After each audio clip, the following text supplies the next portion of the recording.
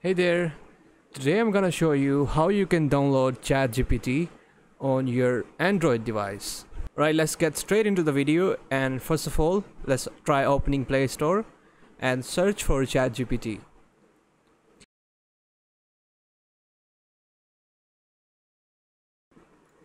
Right, as you can see, there is no official app here.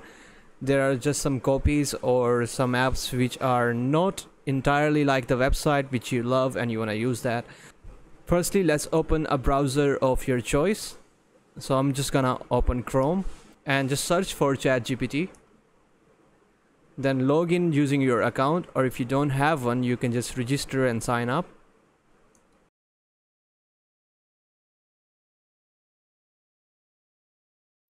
And once you're done with that and logged in, simply skip these extra steps. Right, now we have logged in, and as you can see, there is a 3 dots or menu button at the top right. Just click that, and here search for the option where it says add to home screen. Give it any name. I'll just keep it ChatGPT, and click where it says add, and this will add it to your home screen. Now you can drag it anywhere you would like. I'll just keep this on the main screen, and if you open it up, it will open the app right for you.